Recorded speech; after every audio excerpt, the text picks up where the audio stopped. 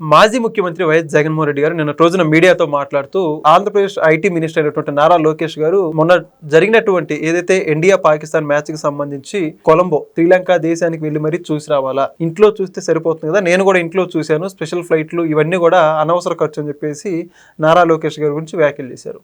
మరి అయితే జగన్మోహన్ రెడ్డి గారు మాట్లాడిన మాటల గురించి కొద్దిమేర లోతుగా విశ్లేషణ చేయడానికి మనతో ఉన్నారు సోషల్ యాక్టివిస్ట్ శ్రీలీల గారు.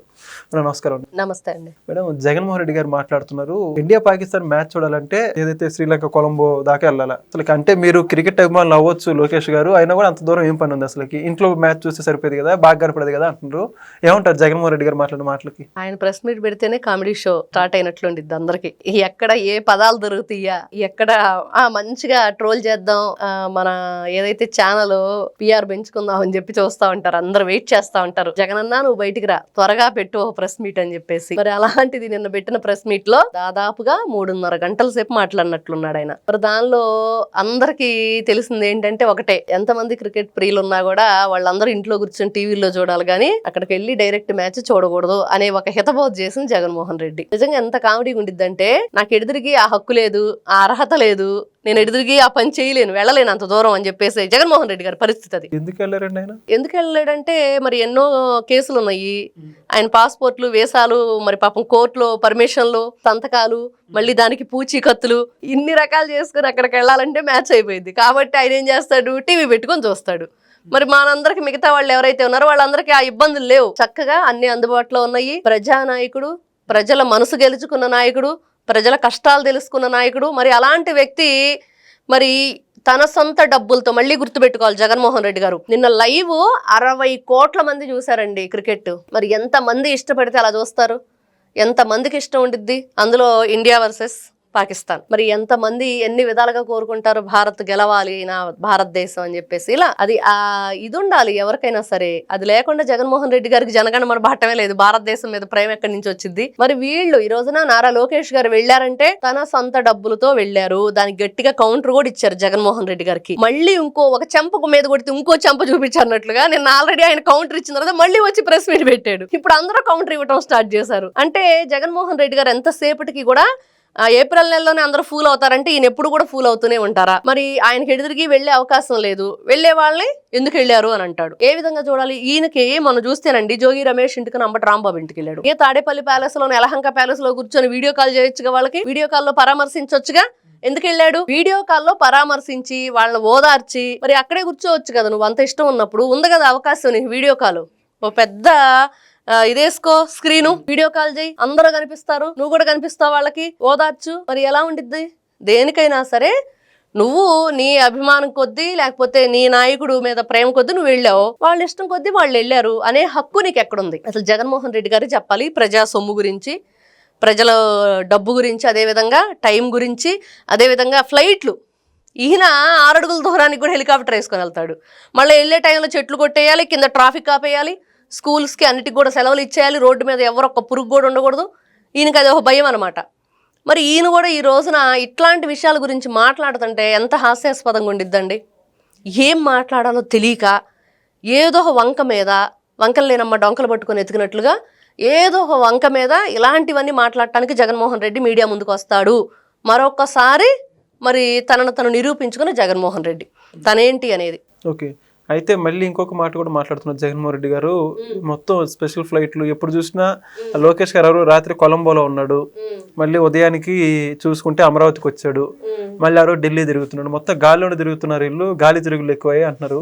ఈయనకంటే గాలి తిరుగులా ఈయన వారానికి ఎన్ని రోజులు తిరుగుతున్నాడండి యలహంకకి అను తాడేపల్లి ప్యాలెస్కి. గతంలో ఈయన ముఖ్యమంత్రిగా ఉన్నప్పుడు ప్రజల సొమ్ముని ఎంత మింగేశారు, ప్రజల ఆస్తుల్ని ఎంత వీళ్ళు కొట్టేశారు. జగన్మోహన్ రెడ్డి గారు ఢిల్లీ వెళ్తారు, ముఖ్యమంత్రిగా ఉన్నప్పుడు చాలా సందర్భాల్లో వెళ్ళారు.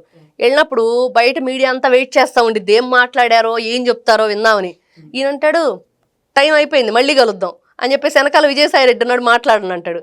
ఆయన ఏం చెప్పడు, ఈయన అంటాడు ఆయన చెప్తాడంటాడు. ఆయన అంటాడు ఏ జగన్మోహన్ రెడ్డి గారు చెప్పలేదా, నా దగ్గర ఏమైనా చెప్పడానికి ఆయన కదా మాట్లాడిందని ఈయన వెళ్ళిపోతాడు. ఇది వాళ్ళ పరిస్థితి. వీళ్ళు మాట్లాడతారు నారా లోకేష్ గారి గురించి, చంద్రబాబు నాయుడు గారి గురించి, మంత్రులకు తలా ఒక ఫ్లైట్ ఉందని చెప్పి ఈయన మాట్లాడటం. ఒకసారి నిజంగా నువ్వు ప్రజానాయకుడుగానో లేకపోతే నిజంగా ప్రజల మంచి కోరుకునే వ్యక్తివైతే నీ గత చరిత్ర, నువ్వు ముఖ్యమంత్రిగా ఉండి ఏం చేసావు, ఏమన్నా ఒక్క రూపాయి పెట్టుబడి తెచ్చావా? ఉన్న కంపెనీలనే వీళ్ళు ఎల్లగొట్టే పరిస్థితి, వచ్చే కంపెనీలకి వీళ్ళు లంచాలు అడిగి ఎల్లగొట్టిన పరిస్థితి. ఎక్కడా కూడా ఎప్పుడు కూడా ఒక్క రూపాయి పెట్టుబడి లేదు. అంత ఇసుక, అంత మట్టో, అంత సిమెంట్ వేసిన పాప అనుకోలేదు. ఈ రోజున నారా లోకేష్ గారు తనకున్న బాధ్యత ఏదైతే తండ్రి ఉన్నా కూడా బిల్గేట్స్ వస్తుంటే తను కూడా ఉండాలి, ఖచ్చితంగా నా రాష్ట్రం కోసం నేను మాట్లాడాలి, ఒక విద్యాశాఖ మంత్రిగా, ఒక ఐటీ మినిస్టర్గా తను మళ్ళీ అక్కడి నుంచి రావటం, శ్రమ ఓర్చి రాష్ట్రం కోసం వస్తే వేళ్ళేడుపు ఏంటండి? ఆయన అంతసేపటికి ఏం హైలైట్ చేస్తున్నాడు జగన్మోహన్ రెడ్డి గారు? 3 పర్యటనలు చేశాడు అనేది హైలైట్ చేస్తున్నాడు. తెలిసిన అసలు వాస్తవం ఏంటి? ఆయన దేనికోసం వచ్చాడు, ఎవరిని కలిశాడు, ఎక్కడ ఏం జరిగింది అంటే ఢిల్లీ వెళ్ళారు. పెట్టుబడులు, యువతకి ఒక భరోసా ఇవ్వాలి, యువతకి ఉద్యోగ కల్పన చేయాలి, మంచిగా కంపెనీలు తీసుకురావాలనే ఆలోచన వాళ్ళతో చర్చలు జరిపారు. జగన్మోహన్ రెడ్డి గారు నేషనల్ మీడియా ముందు వాళ్ళు ఏదైనా అడిగితే ఇట్స్ వెరీ లెంతీ క్వశ్చన్ అని చెప్పేసి పక్క వచ్చిన పరిస్థితి. ఇది ఈయన గారే మాట్లాడాలి నారా లోకేష్ గారి గురించి. అంటే ఇప్పుడు గతంలో చూసుకుంటే జగన్మోహన్ రెడ్డి గారి పర్యటనలు, ఇప్పుడు చంద్రబాబు నాయుడు అంటే వీళ్ళ పర్యటనలకి వ్యత్యాసం ఏమైనా ఉందంటారా? అంటే ఎవరు ఎక్కువ తిరుగుతున్నారు, ఎవరు ఎక్కువ గాలిలో ఉంటున్నారు, ఎవరు దేనికోసం పనిచేస్తున్నారు అంటే ఏమంటారు? ఇక్కడ అసలు వీళ్ళని పోల్చుకోవటానికి కూడా మనం పోల్చలేమండి. అసలు జగన్మోహన్ రెడ్డి గారు ఎంత మోసగాడు, ఒక పెద్ద గజ దొంగ అని చెప్పేసి నిన్న కూటమి ప్రభుత్వానికి సంబంధించిన మంత్రులందరూ కూడా ఈయన గురించి ఒక లిస్టు చదివారు. దొంగలకే దొంగని, గజ దొంగని, అతి పెద్ద మోసగాడని, ఇట్లా అన్నీ కూడా. మరి అలాంటి వ్యక్తి 2019 నుంచి 24 వరకు జగన్మోహన్ రెడ్డి ఏం చేశాడు అంటే, తను ప్రత్యేకంగా వాళ్ళ పిల్లల కోసమని, లేకపోతే ఇంకొక క్రీస్తు దేశం ఒకటి ఉంది కదా, బెత్లెహేమ్, ఎక్కడికో జెరూసలేం, అక్కడికని చెప్పేసి ఇట్లా తన యాత్రలు బాగా చేశాడు. ఎప్పుడు కావాలంటే అప్పుడు కేంద్రం ముందు మెడలు వంచడానికి ఢిల్లీ వెళ్ళి వచ్చేవాడు. ఎందుకు వెళ్ళి వచ్చేవాడు ఎవరికి తెలియదు. ఎవరి మెడలు ఎవరు ఉంచుతున్నారో అర్థమయ్యేది కాదు. 3 రాజధానులు అన్నాడు. నువ్వు వెంకటాయపాలెం నుంచి కృష్ణాయపాలెం వెళ్ళటానికి కూడా హెలికాప్టర్ యూస్ చేసావు. ఎందుకు యూస్ చేసావంటే ఏమీ లేదు. మళ్ళీ చంద్రబాబు నాయుడు గారు ఏదైతే 2015లో చేసిన శంకుస్థాపనలు ఉంటాయో అక్కడికి వెళ్ళి ఒక రిబ్బన్ కటింగ్ చేసేసి ఫ్లైట్ వేసుకుని తిరిగేవాడు. ఎందుకు ఆయన రిబ్బన్ కటింగ్ చేశాడు అసలు అదేంటో కూడా తెలియని పరిస్థితి జగన్మోహన్ రెడ్డి గారికి. మరి ఈ రోజున చూస్తుంటే ప్రపంచ దేశాల్లోనే మరి ఒక శక్తివంతమైన దేశం అమెరికా దేశాన్ని నుంచి బిలియనియర్ అయిన బిల్గేట్స్ గారు మరి తన ఆస్తులు 90% జగన్మోహన్ రెడ్డి గారు మళ్ళీ విని ఎన్నిసార్లు విన్నా మళ్ళీ చెప్పే 90% ఆయన అందరికీ కూడా ఇచ్చేశారు పేద ప్రజలకి.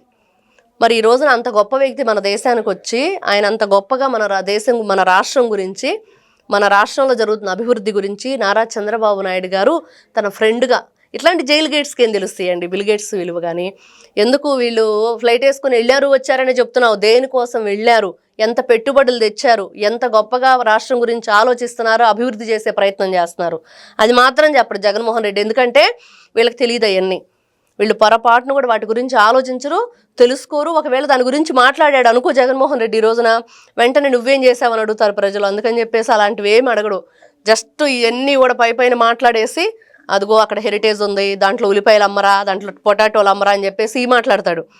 ఇవన్నీ కూడా వింటున్నప్పుడు జగన్మోహన్ రెడ్డి గారు ఒక్కసారి వెనక్కి తిరిగి ఆలోచించుకోవాలి. నా పార్టీ ఏంటి, నా పరిస్థితి ఏంటి, తల్లి చెల్లిని బయటికి గెంటేసి బాబాయిని గొడ్డలతో వేసేసి మరి ఎన్ని విధాలుగా రాష్ట్రాన్ని సర్వనాశనం చేసేసి ఈ రోజుకి పేద ప్రజల భూములు నేను లాక్కొని ఎక్కడా కూడా అభివృద్ధి అనేది లేకుండా నేను అల్లకల్లోలం చేస్తే రాష్ట్రాన్ని వాళ్ళు అభివృద్ధి పదం వైపు తీసుకువెళ్తున్నారు అనేది ప్రజల్లో లేకుండా చేయడం కోసం ఆయన మాట్లాడుతున్నాడు. Thank you. నమస్తే. Please subscribe to Leo news for more videos.